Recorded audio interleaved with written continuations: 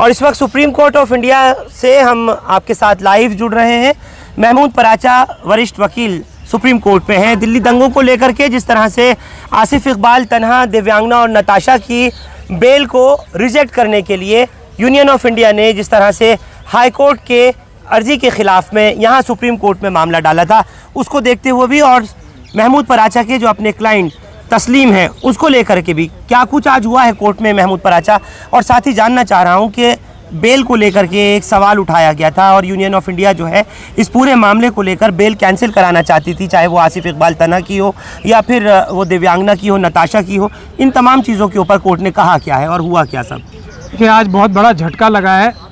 जो दिल्ली पुलिस की प्रोसिक्यूशन की टीम थी उसे, जब सुप्रीम कोर्ट ने इन 3 लोगों की बेल के खिलाफ जो SLP फाइल की थी उसको डिसमिस कर दिया।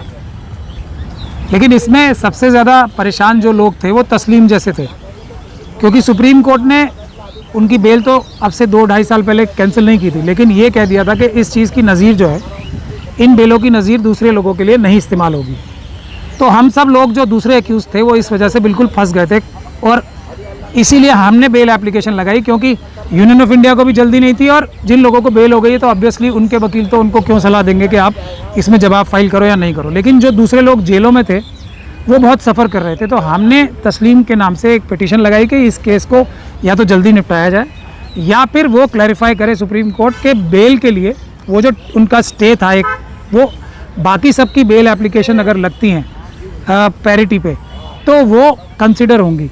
ये एप्लीकेशन हमने लगाई सुप्रीम कोर्ट में, तो उसके नतीजे से हमें ऐसा लगता है कि ये जल्दी सुनवाई हुई और आज ये पिटीशन डिसमिस हुई। लेकिन इंटरेस्टिंग बात जो ये है कि इस मुकदमे में जो देश के सॉलिसिटर जनरल हैं वो बार बार टाइम मांग रहे थे, तो सुप्रीम कोर्ट ने किस वजह से टाइम मांग रहे थे? टाइम मांगने की कोई वजह नहीं है, मैं बिजी हूँ।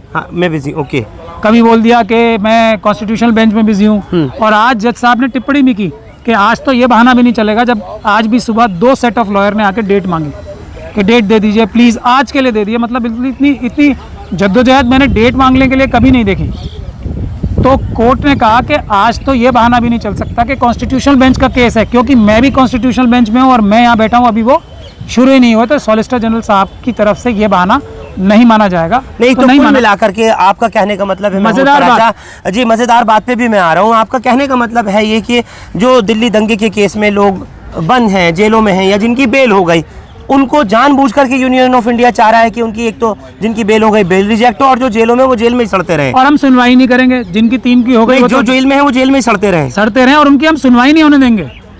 डेट मांगेंगे अपने पर्सनल रीजन से। आज भी क्यों, क्या कानून नाम की कोई चीज खत्म हो गई? आप सुप्रीम कोर्ट में खड़े हैं और क्या ऐसा लग रहा है आपको कि कानून नाम की चीज खत्म हो चुकी देश में? ये तो जाके आपको अमित शाह साहब से पूछना चाहिए, क्योंकि सॉलिसिटर जनरल साहब बताए जाते हैं उनके घनिष्ठ मित्र हैं। ये तो जाके आपको अमित शाह जी से पूछना चाहिए। आप फिर आ गए, आप फिर अमित शाह पे आ गए। मैं आपसे सुप्रीम कोर्ट को लेकर सवाल कर रहा हूँ, मैं आपको इंडियन जुडिशियल सिस्टम को लेकर सवाल कर रहा हूँ। आप जो है वो फिर अमित शाह पर आ गए। भले ही कोई सॉलिसिटर जनरल के पद की गरिमा को मेंटेन करे या ना करे, आजकल बहुत सारे लोग ऐसे पद पे बैठ गए ना। फिर मैं अमित शाह साहब पे आऊँगा। वो HM का फुल फॉर्म होता है होम मिनिस्टर, वो समझते हैं कि HM की फुल फॉर्म होती है हैंगमैन। जब भी जाके बिहार में बोल रहे थे ना उल्टा लटका देंगे, उसी तरीके से सॉलिसिटर जनरल की पोस्ट जो होती है ना, वो देश में दूसरा सबसे बड़ा लॉ ऑफिसर होता है। वो अपने पद की गरिमा का अगर इस्तेमाल करेगा तो कोई भी जज सॉलिसिटर जनरल साहब की इज्जत करता ही करता है, उस चेयर की।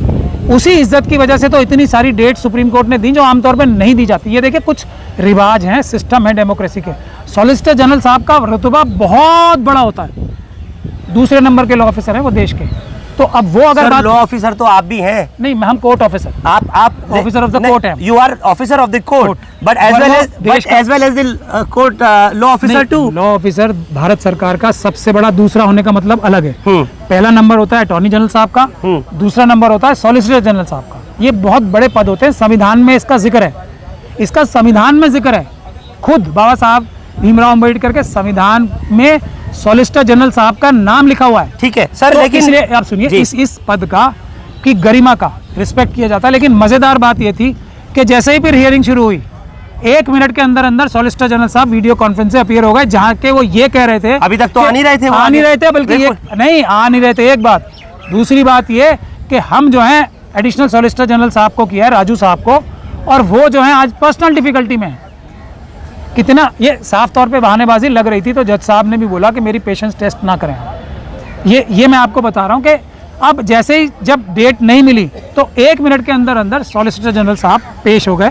तो उसके बाद फिर जो है सुनवाई हुई, उसके बाद फिर कोर्ट ने ये फैसला किया, ना सिर्फ ये कि हम SLP डिसमिस करते हैं यूनियन ऑफ इंडिया की, जो बहुत बड़ा झटका है उन्हें और इंसाफ की राह में एक बहुत बड़ा कदम है, और दूसरा तस्लीम की बेल एप्लीकेशन में ये भी क्लियर किया कि हाँ, ये बात तो हमने कही है कि जो लॉ पॉइंट है उसको नज़ीर नहीं बनाया जाना चाहिए और बेल के टाइम में डिस्कस ही नहीं करना चाहिए था। उसके जवाब में हमने ये बोला कि हम तो सिर्फ ये कह रहे हैं, हम तो अपनी बेल एप्लीकेशन में, मैं बजाते खुद ये सब डिटेल में बहस ही नहीं करता हूँ, और तस्लीम की बेल एप्लीकेशन में हमने ये छोटी सी बहस थी कि जिस बुनियाद पर हाई कोर्ट ने 3 लोगों की बेल दी है, मेरा रोल उससे भी कम है, तो मुझे भी बेल दे दी जाए। लेकिन सुप्रीम कोर्ट की नज़ीर बता के हमें बेल नहीं मिली थी, तो जज साहब ने वो भी क्लैरिफाई कर दिया। इसका नतीजा ये होगा, जो अच्छी खबर है, कि अब जितने भी जेलों में लोग सड़ रहे थे इस झूठे मुकदमे की, दिल्ली दंगे वाले, दिल्ली दंगे के, UAPA के झूठे मुकदमे, उनको अब बेल मिलने का सभी का रास्ता अब आज से खुल गया। बिल्कुल, एक बहुत बड़ी खबर सुप्रीम कोर्ट ऑफ इंडिया से इस वक्त महमूद पराचा दे रहे हैं। उन लोगों की बेल का अब रास्ता साफ होता जा रहा है, और बल्कि रास्ता खुल गया।